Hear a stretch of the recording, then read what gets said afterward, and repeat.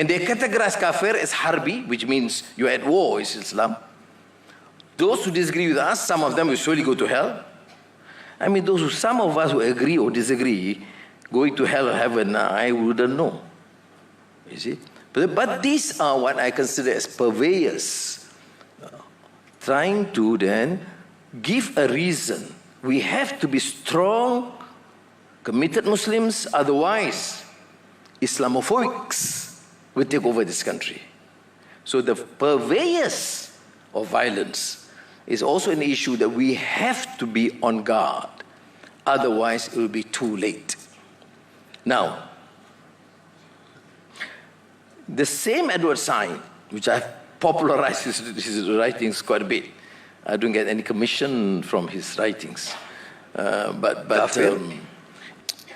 it's a short article, which I think if the foreign minister allows, and they categorize kafir as harbi, which means you're at war, email, PDF, because it's short, at the 8-9 page. Because he talks about, which is to me, very pertinent in our discourse. He said, in response to Samuel Huntington's Clash of Civilizations, that ultimately is a Western liberal democracy. Now, mind you, many of the Western so-called liberal democracy are also declining in their positions. But he took, to me, in that thesis, is more balance. There are a lot of strength in the West that we must continue to take advantage of, because many, I used to teach at Georgetown University and SAIS. I mean, it doesn't matter whether it's West or white or Christian or black or Muslim. Humanity.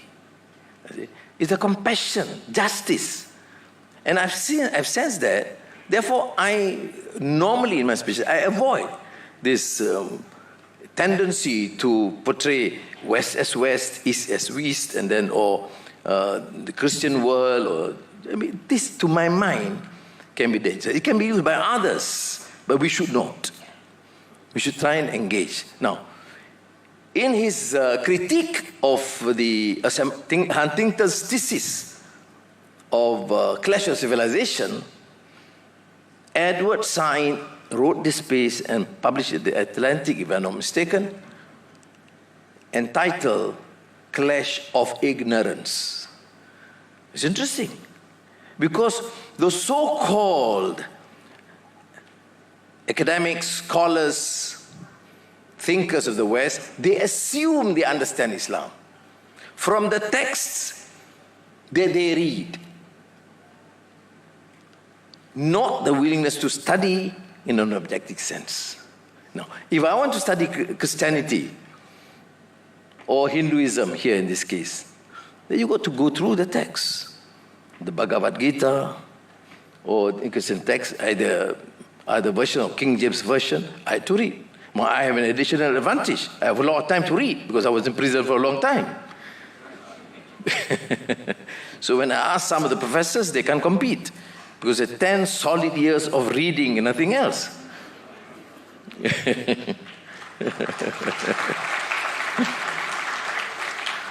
So,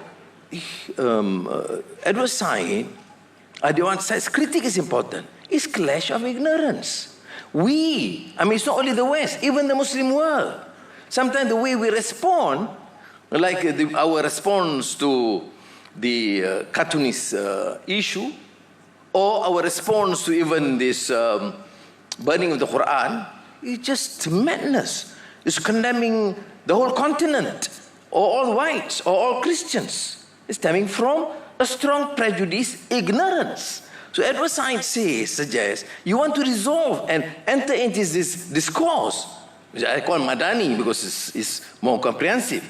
Cultural empowerment, economic empowerment, cultural empowerment, and social empowerment. So that's Madani is in brief. Otherwise you have to read script. I think, Foreign Minister, have you sent the ambassadors the script? He has not done so. And you know the problem, micro-elition? He represents the other party.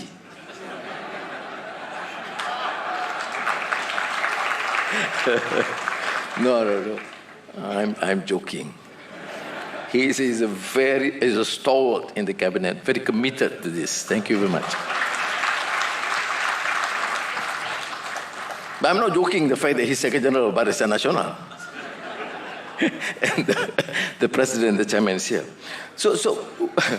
And Edward Said, he said, we, the Muslims also, lack this understanding. Yes, there's gross injustice. Look at the fate of the Palestinians. I mean, to me, it's mind-boggling. I can't understand how we as human beings can tolerate this. I have a difficulty, if at all anyone can just help me out, I don't know. And people are being killed, their houses are being taken away. Oh no, it's a 2,000-year history. What's going to happen to Malaysia? Everybody talks about 2,000-year history. There's no place to many of us. But the answer is, of course, a reasoned discourse. So Edward Said suggests that, therefore, why don't we, the Muslims, understand them, the others, and they too try and understand us, and stop this madness, this crazy profiling people according to their race or their religion or where they come from. Well, it is a major task. It'll be easier said than done. I hope I'm more successful. Even I'm struggling with this, to try and convince my colleagues on, particularly from various parties and religious denominations, can we just try and engage? When I said, let us have a Madani discourse, I said, no, Madani discourse is Western, secular, liberal. Because Anwar must have taken it from John Locke, Ziauddin Sardar, Amartya Sen. Amartya Sen is a great political economist, very passionate about poverty and inequality. And suddenly he's been dumped as a liberal, secular. Therefore, must be rejected at all costs. These are trends. It's affecting the minds of many Malaysians too, particularly the young. That is why I have strongly urged government missionaries, agencies, you want to ensure that Malaysia survive as a united, multiracial, multicultural country, it must be through understanding and respect. There's a verse of the Quran that talks about differences, sects and tribes and languages, through lita'arafu, through understanding and appreciating and knowing one another, not through a condescending view or displaying arrogance towards each other. So in conclusion, do you believe that Islamophobia should continue as a firm belief? No. Must we do more? Yes.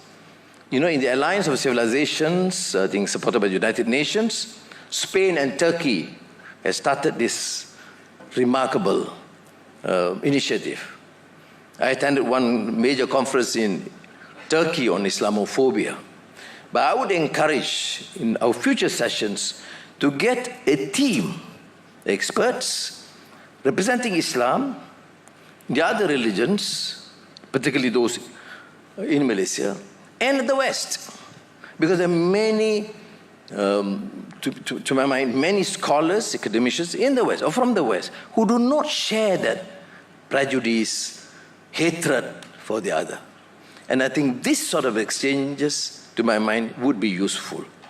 And of course, TRIPIT, which I've been associated for a long time, and the Ministry of Foreign Affairs, which has just been recently associated, would actually form this new alliance to try and promote this, not necessarily in huge international conferences, but to get this level of understanding. It is so critical that we in Malaysia set that example, because we were all Malaysians, not Western, but we are very strongly influenced sometimes with the Western thought, and we need to be open to benefit from everyone. But ultimately, as the great Algerian thinker stated, it must be indigenous thought, which means it must come from within, getting the best from all other cultures and technology.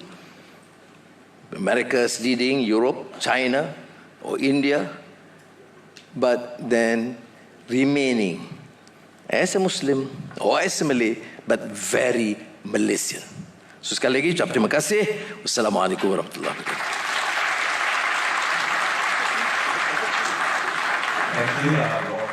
Jadi ucap ataupun keynote speech yang disampaikan oleh Yang Amat Berhormat Perdana Menteri, begitu syarat ucapannya. Antara yang kita boleh rumuskan apa yang dikongsikan berkenaan dengan ini, Yang Amat Berhormat Perdana Menteri telah pun menjangkakan dan juga memberi bayangan akan lebih banyak wacana berkaitan dengan perkara ini, bukan sahaja dalam soal Islamofobia, terkait juga pelbagai isu lain, antaranya berkaitan dengan melawan imperialisme, melawan ketidakadilan terhadap Islam.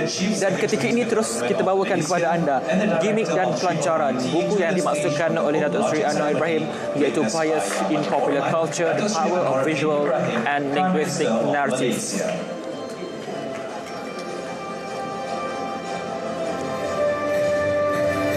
Yang Amat Berhormat Perdana Menteri akan menurunkan tanda tangan beliau sebagai gimmick dan juga secara rasminya buku Bias in Popular Culture, The Power of Visual and Linguistic Narratives secara rasminya dilancarkan.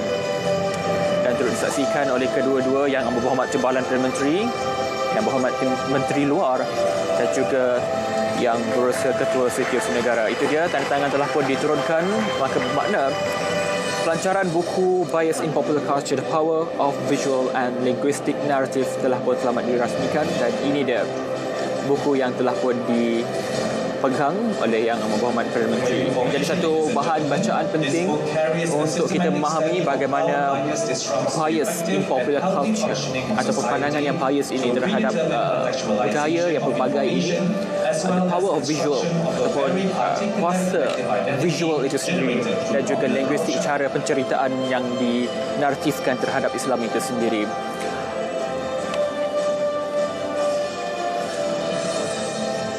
Dan buku ini sudah tentu memberi makna yang penting kepada Islam itu sendiri.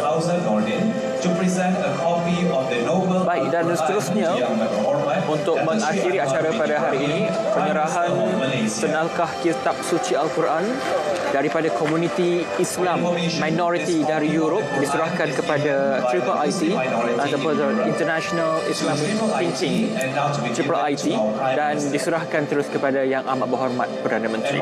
The Al-Quran is written in Swedish language. Dan Al-Quran berkenaan juga telah pun dicetak menggunakan bahasa Sweden. Ini menunjukkan bahawa satu tindakan progresif yang diambil secara pantas dan tuntas untuk berdepan dengan pandangan Islamofobia. Sudah tentu Yang Amat Berhormat Perdana Menteri juga berkata bahawa kita bukan bertindak secara bertentangan ataupun bukan tentangan yang dilakukan, tetapi melalui wacana kesejahteraan untuk dibawa dan diangkat dan dibawa ke dalam konteks wacana ini, dan dijangkakan akan terus lebih banyak wacana akan dilangsungkan untuk kita bercakap dalam perkara ini.